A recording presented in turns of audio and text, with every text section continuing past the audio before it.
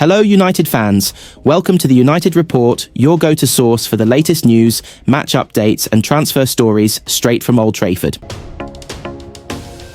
After their disappointing defeat to Brighton, Manchester United returned to training at Carrington today, gearing up for an upcoming friendly against Rangers. The session marked a pivotal moment under the leadership of their newly appointed head coach, Ruben Amorim, who is determined to rebuild the squad's confidence and inject fresh energy into the team. Known for his innovative tactics and emphasis on youth development, Amorim wasted no time in imposing his philosophy on the squad. The training drills were fast-paced, focusing on improving ball retention, quick transitions, and defensive coordination. A clear attempt to address the weaknesses exposed in the Brighton game. Amorim's animated presence on the sidelines was evident as he barked instructions, emphasizing the importance of pressing as a unit and maintaining composure under pressure. His energy was contagious, and players appeared motivated to impress their new boss. The session had a few glaring absentees. Anthony Martial, who has struggled to find form this season, was once again left out of the squad. While no official explanation was given, sources close to the club suggest Amorim may be planning to prioritise other attacking options moving forward. Former head coach Erik Ten Hag was notably absent from the training ground, signalling the official start of a new era under Amorim's stewardship. Additionally, Raphael Varane was excluded from the session, with Amorim reportedly keen on experimenting with younger defensive options. In Varane's absence, Harry Maguire and Lisandro Martinez were paired in central defence during training drills. The duo was put through rigorous exercises to improve communication and aerial duels, key areas that have plagued United's backline. Diogo Dalot and Luke Shaw worked tirelessly on overlapping runs and defensive recovery, while new signing Sergio Reguilon was given personalised instructions by Amorim, indicating he could play a crucial role in the upcoming match.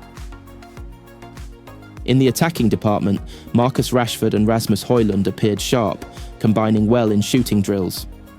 Rashford, still United's top scorer, looked determined to regain his clinical edge, while Højlund's physical presence and link-up play caught Amorim's attention. Youngster Alejandro Garnacho was a standout performer, showcasing his flair and willingness to take on defenders.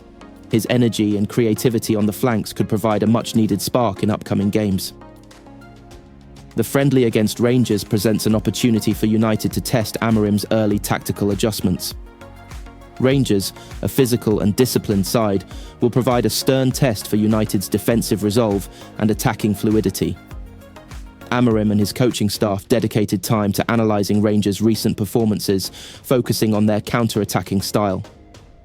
The match against Rangers will serve as a crucial litmus test for Amorim's ability to galvanise the squad and implement his vision.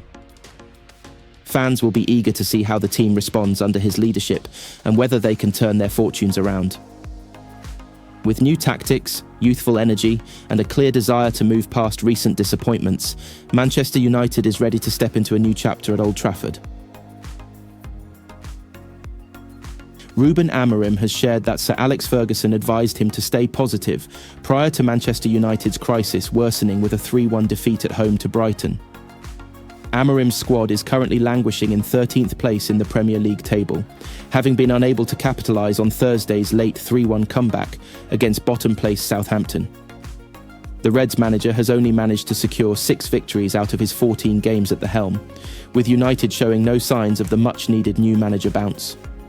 Ferguson, who assumed control at Old Trafford in 1986 when the club was in a similar slump, was present for the Brighton match, as United honoured the late Denis Law, who sadly passed away last week, aged 84. During the pre-match tributes, Amorim and Ferguson had an extended conversation. Referee Peter Bankies had to wait for Ferguson to finish his discussion with United's current manager before he could commence the game. After United's 6th home defeat of the season in 12 league matches, Amorim disclosed what he was told. Keep positive, the Portuguese relayed to BBC Radio 5 Live. These weren't the only significant remarks Amorim made following the harsh loss, branding his team maybe the worst in United's history.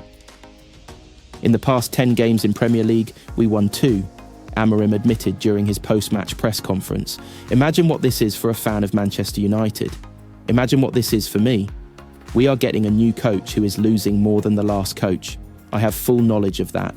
We are the worst team maybe in the history of Manchester United. I know you, the media, want headlines, but I am saying that because we have to acknowledge that and to change that. Here you go, your headlines. United found themselves a goal down with just 5 minutes on the clock as Yankuba Minte put the visitors ahead. Bruno Fernandes equalised from the penalty spot, but Brighton's lead was restored on the hour mark. Kaoru Mitoma poked home at the far post shortly after the Seagulls had a goal chalked off by VAR, but there was no denying that one. It then became 3-1 when United goalkeeper Andre Onana made a mess of claiming the ball and gifted Jorginho Rutter a simple finish. There was no comeback, and Amorim will be finding it hard to heed Ferguson's advice. Manchester United want to sign Rayan Aït-Nouri this month as Ruben Amorim pushes for January reinforcements. The Red Devils have endured a torrid season and are currently 13th in the Premier League table under Amorim, who succeeded Erik ten Hag back in November after the Dutchman paid the price for United's poor form. United don't have the funds to overhaul their squad in the current transfer window, but Amorim has identified left-back as an area of the squad which needs bolstering, and Aït-Nouri, 23, is seen as an attainable target. As revealed by The Independent, United are fans of the attack-minded fullback, who is impressed in a Wolves team that has also struggled this season.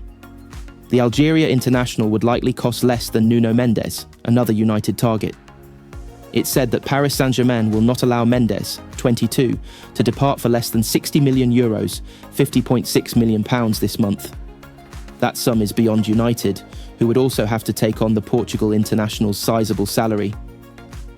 Aït-Nouri has shown he is capable of playing both at left-back and as a wing-back. It's said his adaptability is appreciated by Amorim, who has been forced to deploy Diogo Dalot as a left wing-back with Luke Shaw injured. Tyrell Malacia, United's other senior left-back, is rumoured to be edging closer to a loan move away from Old Trafford after putting his own injury struggles behind him. United, who are also interested in Aït-Nouri's teammate Matheus Cunha, are expected to try and offload players this month in a bid to free up funds for Amorim, who has yet to make a signing since succeeding Ten Hag. Marcus Rashford is one player who seems likely to depart. He has been left out of United's recent matchday squads and has openly admitted he wants a new challenge with a loan move abroad on the cards. Antony is another who could leave on loan, with Real Betis in talks over a move.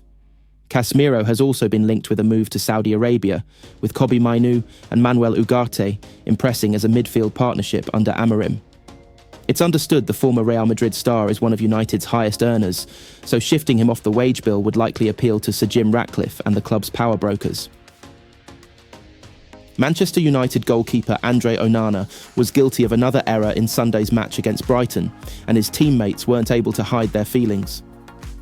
There didn't seem to be a great deal of danger when Yacine Ayari swung in a hopeful low ball from the right. Onana made a hash of it though, spilling the ball at the feet of Jorginho Rutter, who took a touch and found the empty net. The goal put Brighton 3-1 up and more or less out of sight at Old Trafford, and that's how it ended. Yankuba Minte and Kaoru Mitoma were also on target for the visitors, with Bruno Fernandes briefly bringing United level. Diogo Dalot and Matthijs de Ligt both fell to the floor after witnessing Onana's howler.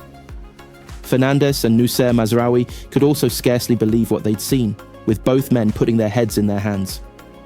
An awful mistake from Andre Onana, former United striker Dion Dublin said on BBC Radio 5 Live. He will not want to look at this. He has no players around him. There is no danger. Just gather it and take it in. Deary me. United's defeat came despite Brighton seeing a goal chalked off at 1-1. João Pedro thought he had fired his team in front, but a VAR check found Jan-Paul van Hecke to have fouled Dalot moments earlier. The referee's call of goal was checked by VAR, who deemed there was a foul by Van Hecke on Dalot in the build-up and recommended an on-field review, a post from the Premier League Match Centre account read.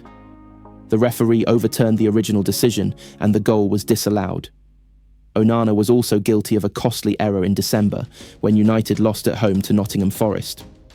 On that occasion, head coach Ruben Amorim gave the Cameroonian his backing.